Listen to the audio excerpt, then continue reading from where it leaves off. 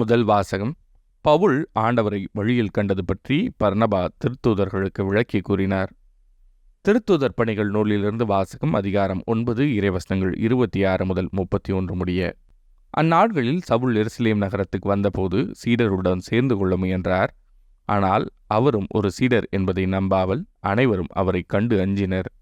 பர்னபா அவருக்கு துணை நின்று அவரை திருத்தூதரிடம் அழைத்துச் சென்றார்.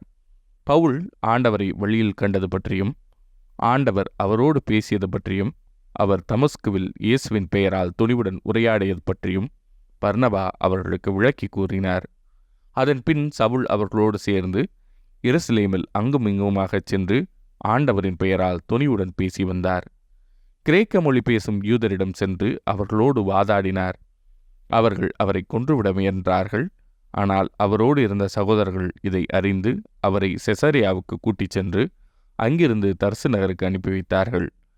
யூதேயா, கலிலேயா, சமாரியா ஆகிய பகுதிகளெல்லாம் திருச்சபை வளர்ச்சியுற்று ஆண்டவருக்கு அஞ்சி நடந்து அமைதியில் திளைத்து தூய ஆவியாரின் துணையால் பெருகி வந்தது.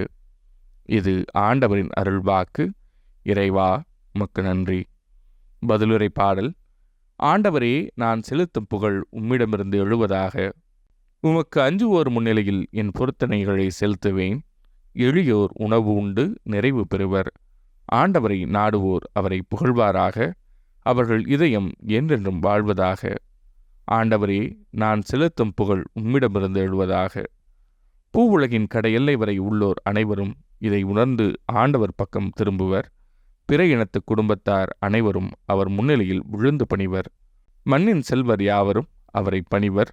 புழுதிக்குள் இறங்குவோர் யாவரும் தம் உயிரை காத்து கொள்ளாதோரும் அவரை வணங்குவர். ஆண்டவரே, நான் செலுத்தும் புகழ் உம்மிடமிருந்து எழுவதாக. வருங்கால தலைமுறையினர் அவரை தொழுவர். இனிவரும் தலைமுறையினருக்கு ஆண்டவரை பற்றி அறிவிக்கப்படும். அவர்கள் வந்து அவரது நீதியை அறிவிப்பர். இனி பிறக்கப் போகும் மக்களுக்கு இதை அவரே செய்தார் என்பர். ஆண்டவரே, நான் செலுத்தும் புகழ் உம்மிடமிருந்து எழுவதாக.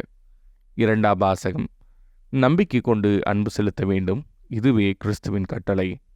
திருத்தூதர் யோவான் எழுதிய முதல் திருமுகத்திலிருந்து வாசகம். அதிகாரம் 3 இறைவசனங்கள் 18 முதல் 24 முடிய. பிள்ளைகளே, நாம் சொல்லிலும் பேச்சிலும் அல்ல, செயலில் உண்மையான அன்பை விளங்கச் செய்வோம். இதனால் நாம் உண்மையை சார்ந்தவர்கள் என அறிந்து கொள்வோம்.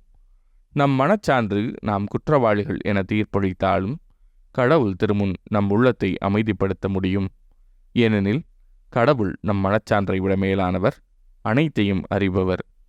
அன்பார்ந்தவர்களே, நம் மனச்சான்று நாம் குற்றவாளிகள் என தீர்ப்பளிக்காதிருந்தால் நாம் கடவுள் திருமுன் உறுதியான நம்பிக்கை கொண்டிருக்க முடியும். அவரிடம் நாம் எதை கேட்டாலும் பெற்றுக்கொள்வோம். ஏனெனில் அவர் கட்டளைகளை கடைப்பிடிக்கிறோம்.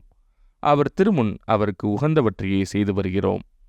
கடவுள் நமக்கு கொடுத்த கட்டளைப்படி அவருடைய மகன் இயேசு கிறிஸ்துவிடம் நம்பிக்கை கொண்டு ஒருவர் மற்றவரிடம் அன்பு செலுத்த வேண்டும். இதுவே அவரது கட்டளை. கடவுளுடைய கட்டளைகளை கடைப்பிடிப்பவர் அவரோடு இணைந்திருக்கிறார். கடவுளும் அவரோடு இணைந்திருக்கிறார். கடவுள் நம்மோடு இணைந்திருக்கிறார் என்பதை அவர் நமக்கு அருளிய தூய ஆவியால் அறிந்து கொண்டோம். இது ஆண்டவரின் அருள்வாக்கு. இறைவா, உமக்கு நன்றி. நற்செய்தி வாசகம். ஒருவர் என்னுடனும் நான் அவருடனும் இணைந்திருந்தால் அவர் மிகுந்த கனி தருவார். யோவான் எழுதிய தூய நற்செய்தியிலிருந்து வாசகம். அதிகாரம் 15 இறைவசனங்கள் 1 முதல் 8 முடிய. அக்காலத்தில் இயேசு தம் சீடரை நோக்கி கூறியது. உண்மையான திராட்சை கொடி நானே. என் தந்தையே அதை நட்டு வளர்ப்பவர். என்னிடமுள்ள கனி கொடாத கிளைகள் அனைத்தையும் அவர் தரித்து விடுவார். கனி தரும் அனைத்து கிளைகளையும் மிகுந்த கனி தருமாறு கழித்து விடுவார். நான் சொன்ன வார்த்தைகளால் நீங்கள் ஏற்கனவே தூய்மையாயிருக்கிறீர்கள். நான் உங்களோடு இணைந்திருப்பது போல நீங்களும் என்னோடு இணைந்திருங்கள். கிளைகள் திராட்சை கொடியோடு இணைந்து இருந்தாலன்றி தானாக கனி தர இயலாது. அதுபோல நீங்களும் என்னோடு இணைந்திருந்தாலன்றி கனி தர இயலாது. நானே திராட்சை கொடி, நீங்கள் அதன் கிளைகள். ஒருவர் என்னுடனும் நான் அவருடனும் இணைந்திருந்தால் அவர் மிகுந்த கனி தருவார். என்னை விட்டு பிரிந்து உங்களால் எதுவும் செய்ய இயலாது. என்னோடு இணைந்து இராதவர் கிளையைப் போல தரித்து எறியப்பட்டு உலர்ந்து போவார். அக்கனிகள் கூட்டிச் சேர்க்கப்பட்டு நெருப்பிலிடப்பட்டு எரிக்கப்படும். நீங்கள் என்னுள்ளும் என் வார்த்தைகள் உங்களுள்ளும் நிலைத்திருந்தால் நீங்கள் விரும்பி கேட்பதெல்லாம் நடக்கும். நீங்கள் மிகுந்த கனிதந்து என் சீடராயிருப்பது என் தந்தைக்கு மாட்சி அளிக்கிறது. இது ஆண்டவரின் அருள்வாக்கு. கிறிஸ்துவே உமக்கு புகழ்.